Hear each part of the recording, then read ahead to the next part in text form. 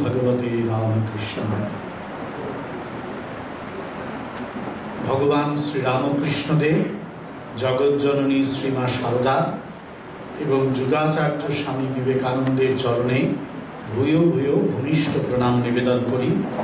ভূমিষ্ঠ প্রণাম জানাই এই আশ্রমের প্রাণ পুরুষ, শিক্ষকদেরও শিক্ষক পূজ্যপাদ শ্রীমৎ স্বামী লোকেশ্বরানন্দজির চরণে, এবং অবশ্যই আমার শ্রদ্ধা প্রণাম নিবেদন করি আজকে যার নামে এই স্মারক বক্তৃতা, সেই অত্যন্ত শ্রদ্ধাভাজন শিক্ষক শ্রী ভবানী প্রসাদ চন্দ্র মহোদয়ের স্মৃতির উদ্দেশ্য।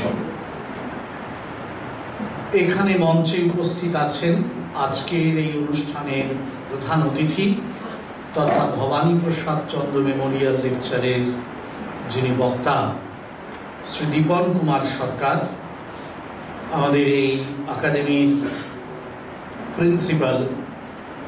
প্রিন্সিপাল মহারাজ ব্রহ্মচারী অসীম চৈতন্যজি আছেন, আমাদের একাডেমি প্রাক্তনী সংসদ RKMBBA সেক্রেটারি, আমাদের অত্যন্ত প্রিয় মানুষ, শ্রদ্ধার মানুষ শ্রী মোহন সরকার।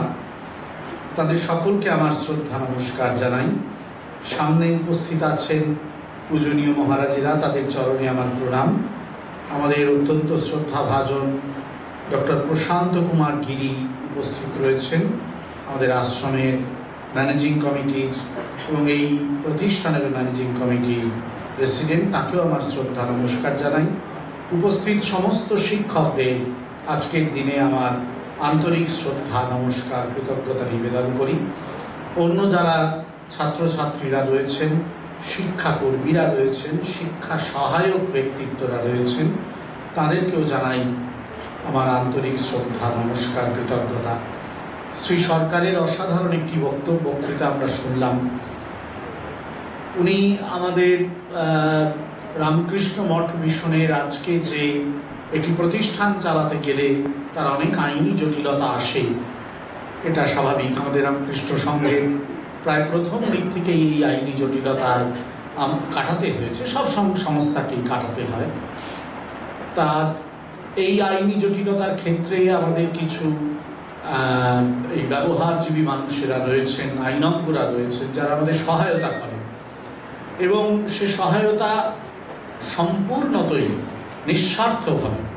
শ্রী সরকার তাদের মধ্যে একজন, অবশ্যই বয়সে অত্যন্ত নবীন, কিন্তু আমরা যারা এই সব ব্যাপারগুলোর সঙ্গে পরিচিত, আমরা জানি যে সাম্প্রতিককালে এই নবীন যারা আইনজ্ঞ আমাদের দেশে কাজ করছে, আমি শুধু রাজ্যে বলছি না, অত্যন্ত সচেতনভাবেই বলছি, আমাদের দেশে কাজ করছেন, তাদের মধ্যে উনি অত্যন্ত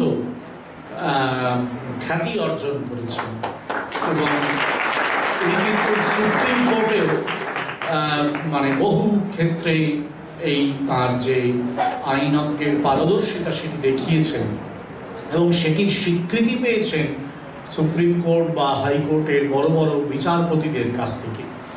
সুতরাং সেই দিক থেকে আমাদের অত্যন্ত আমাদের খুব আনন্দের যে রামকৃষ্ণ মঠ ও মিশনের অত্যন্ত কাছের একজন মানুষ, আমাদের খুব প্রিয়, এবং আমাদের এইরকম একজন পণ্ডিত, আইন ব্যবস্থার ক্ষেত্রে এরকম একজন পণ্ডিত, তাকে আজকে আমরা পেয়েছি।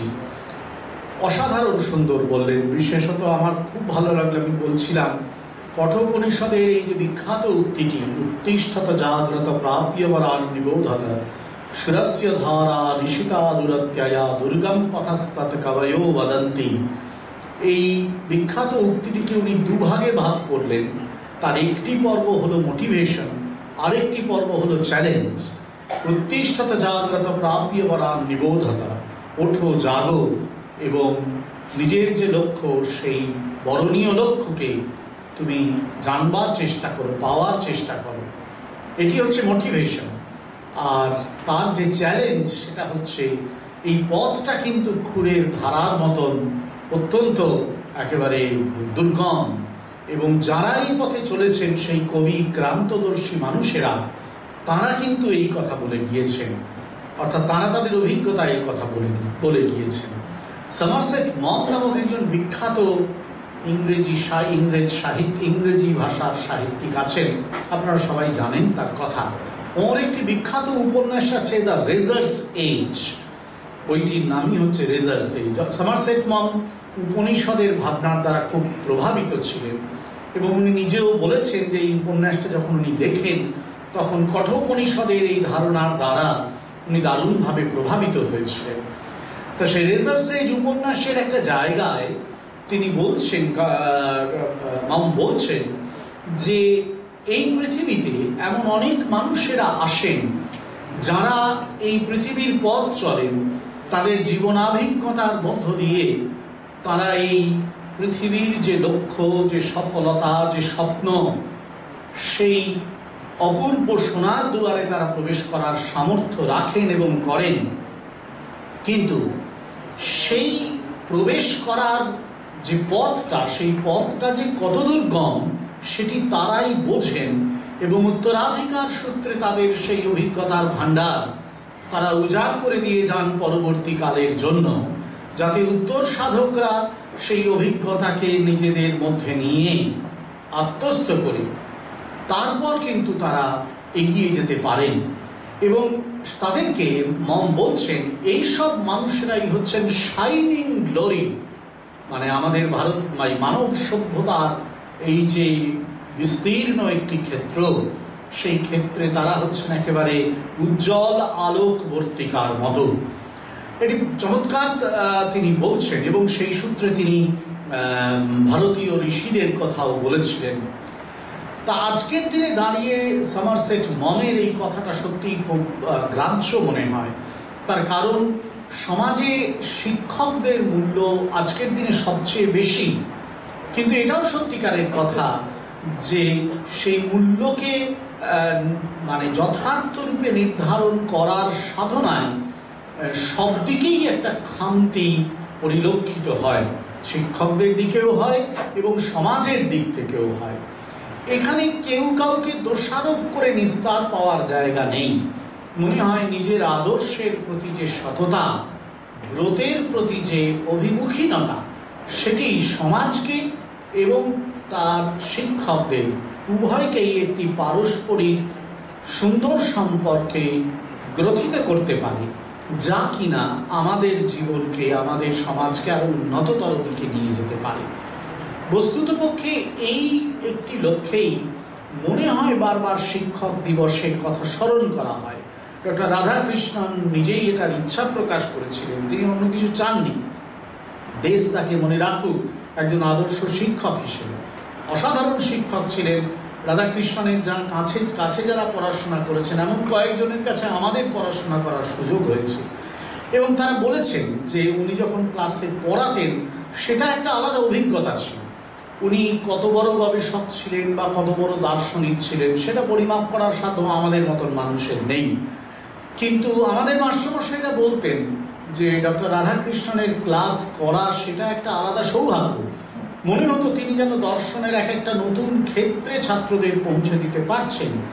এবং শুধু তাই নয়, উনি ছাত্রছাত্রীদের মধ্যে প্রশ্ন তৈরি করতে পারতেন, তাদের মধ্যে বিচারবোধ তৈরি করতে পারতেন। সুতরাং এই প্রশ্ন তৈরি করা, এই বিচারবোধ তৈরি করা, এটি একটি বড় কাজ শিক্ষকের।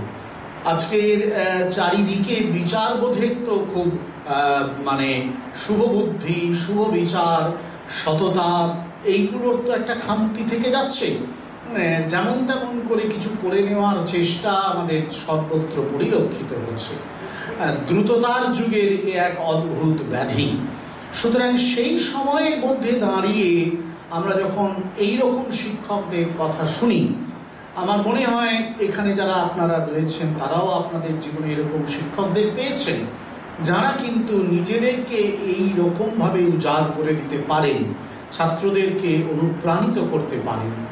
আমাদের একজন মাস্টারমশাইকে আমরা পেয়েছিলাম, যিনি আমাদের যখন পড়াতেন অত্যন্ত ছোটবেলায় পেয়েছিলাম। তিনি বিরাট বড় ডিগ্রিধারী কেউ ছিলেন না, কিন্তু আমরা যারা স্কুলে পড়তে মানে উচ্চ বিদ্যালয়ে সদ্য পড়ার ক্ষেত্রে ঢুকেছি, তিনি হঠাৎ করে বুঝতে পেরেছিলেন আমাদের পরীক্ষার ফল দেখে যে আমরা একটি বিষয়, আমরা কয়েকজন ছাত্র একটি বিষয়, আমাদের মাতৃভাষা বাংলা ভাষায় আমরা খুব দুর্বল।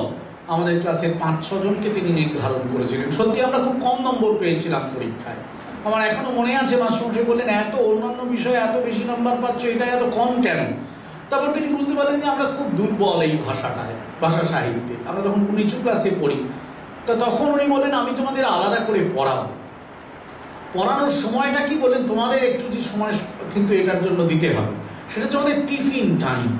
সেই টিফিন টাইমে আমরা টিফিনও খাচ্ছি আর স্যার আমাদের লেখাচ্ছেন, লেখা কারেকশন করে দিচ্ছেন, এইটুকুনি শুধু, যাতে আমাদের ভাষা বোধটা তৈরি হয়। এবং তার মধ্যে মাঝে মাঝে কিছু কবিতা গল্প নিয়ে একটু আলোচনা করছেন, যাতে কিনা আমাদের সাহিত্য বোধটা তৈরি হয়। আমরা কিন্তু 1 বছরের মতো ওই 5 জন ছেলে ইমপ্রুভ করতে পেরেছিলাম। সেই শিক্ষক উঁচু ক্লাসে আর কোনোদিন পড়াতে আসেননি। আজ তিনি কোথায় তার কথা জানিও না আমরা, কিন্তু আনসাং হিরো বলে একটা মানে শব্দগুচ্ছ প্রচলিত আছে আমাদের সমাজে। এরা তারা যারা পর্দার সামনে হয়তো থাকেন না, কিন্তু এইভাবে বহু মানুষের জীবন তৈরি করে দিয়ে যান। তারা জানেন যে ছাত্রের, শিক্ষার্থীর, বিদ্যার্থীর জীবনের কোন জায়গাটায় বাধাটা আছে, তারা শুধু সেটুকুনিকে সরিয়ে দেন। স্বামীজির কথা হচ্ছিল, স্বামীজি একটা অসাধারণ কথা বলেছেন, শিক্ষক অন্য কিছু করতে পারেন না, তিনি শুধু পথের অন্তরায়টুকু সরিয়ে দিতে পারেন। যে বাধাটা আছে, যখনই আমরা এগোই কোনো না কোনো জায়গায় বাধা পাই, সেটুকুকে তিনি সরিয়ে দিতে পারেন। সুতরাং একজন শিক্ষক আদর্শ হয়ে ওঠেন এই বাধাটা সরিয়ে দেওয়ার জন্য। এই আমাদের সহপ্রধান শিক্ষক মহাশয় বলছিলেন যে, ভাইস প্রিন্সিপাল যিনি উপাধ্যক্ষ, তিনি বলছিলেন যে শিক্ষককেও শিখতে হয়। তিনি শেখেন কখন, কোথায়, কিভাবে? ওই যে ছাত্রদের সামনে, ছাত্রছাত্রীদের সামনে বাধাটা আসে, ওই বাধাটা সরাতে গিয়েই তাকে প্রতিদিন নূতন করে শিখতে হয়। তার কারণ প্রত্যেক ছাত্রছাত্রীর জীবনে যে বাধা, সে বাধাটা প্রতিদিন নতুন নতুন বাধা। সুতরাং তাকে বুঝতে হবে সেই বাধাটা কি, এবং তাকে বুঝতে হবে সেই বাধাটাকে অতিক্রম করে তার ওই ছাত্রছাত্রীটি এগিয়ে যেতে পারে কিভাবে। তোমরা যারা এখানে ছাত্রছাত্রীরা রয়েছ, যারা ভবিষ্যতে শিক্ষক হওয়ার কথা ভাবো, তোমরা কিন্তু মনে রেখো এই বাধা সরানোর কাজই তোমাদের জীবনের লক্ষ্য বা ব্রত হওয়া উচিত। তার কারণ ওইটি না সরালে কোনো জীবনের কোনো ভেহিকেল অফ দ্য লাইফ কিন্তু আমাদের এই জীবনের রাস্তা দিয়ে এগোতে পারবে না। ছোটবেলায় সবাই আমরা একটা গল্প পড়েছি, সেটা হচ্ছে রাস্তা দিয়ে অনেক গাড়ি আসছে, রাস্তার উপর একটা বড় পাথর রয়েছে, যার ফলে গাড়িগুলো ঠিক যেতে পারছে না। প্রত্যেকটা গাড়িকেই খুব কষ্ট করে অনেক সময় ধরে ধরে পাশ কাটিয়ে কোনো ক্রমে যেতে হচ্ছে, যার ফলে বিরাট জ্যাম হয়ে গেছে রাস্তায়। তখন 2 জন এলেন, তারা এসে রাস্তার ওপর যে বড় পাথরটা ছিলেন, খুব কষ্ট করে তারা সেই পাথরটাকে সরিয়ে দিলেন। তখন রাস্তার ওই বাধাটা কেটে গেল, সব গাড়িগুলো স্মুথলি যেতে পারলো। এই কাজটা হচ্ছে শিক্ষকের কাজ, এটি শিক্ষকের ব্রত। সেই ব্রত পালনটাই হচ্ছে শিক্ষক জীবনের তপস্যা। রাধাকৃষ্ণন এই কারণেই চেয়েছিলেন যে তাঁর জীবনের স্মরণটা যেন এই তপস্যার স্মরণে হয়। আমাদের প্রাচীন ভারতবর্ষ শিক্ষকতাকে পেশা হিসেবে গ্রহণে নারাজ ছিল, কিন্তু আজকের এই ব্যবসাদারী দুনিয়ায় সমস্ত কিছুই যখন বাণিজ্যের মূল্যে, অর্থের মূল্যে নির্মিত হয়, তখন শিক্ষকতাও পেশা হয়ে ওঠে। কিন্তু শিক্ষকতা ব্রত, শিক্ষকতা তপস্যা। নিশ্চয়ই সেই ব্রতের কিছু দক্ষিণা আছে, নিশ্চয়ই সেই তপস্যার কিছু ফল আছে, কিন্তু পেশায় কেবলমাত্র পেশায় বৃত্তি পাওয়া যায়, আর ব্রতে পাওয়া যায় আনন্দ। শিক্ষকতা যদি ব্রত হয়ে ওঠে, তাহলে এই আনন্দটাই আমাদের সবচেয়ে বড় লাভ হয়। একজন শিক্ষক তার জীবনের সবচেয়ে বড় সার্থক মুহূর্তটিকে পান যখন তিনি রাস্তায় হাঁটতে হাঁটতে 80, 85, 90 বছর বয়সেও হঠাৎ করে একজন এসে পায়ে হাত দিয়ে প্রণাম করে বলে, স্যার আমি আপনার ছাত্র ছিলাম। এই এতদিন পরে একজন ছাত্র তাকে একই রকমভাবে স্যার বলে ডাকছে, এই নিত্য স্যার ম্যাডাম ডাকগুলোই একজন শিক্ষকের সবচেয়ে বড় পাওনা। এটি ব্রত, এটি ব্রতের ফল, এবং এই জন্যই শিক্ষকদের তপস্যা। তাই তোমরা যারা ভবিষ্যতে শিক্ষক হতে চাইবে, তোমরা মনে রেখো এই তপস্যাই কিন্তু তোমাদের করতে হবে, কোনো পেশা নয়, কোনো একটা ব্রতকে তোমাদের গ্রহণ করতে হবে। ধন্যবাদ, নমস্কার।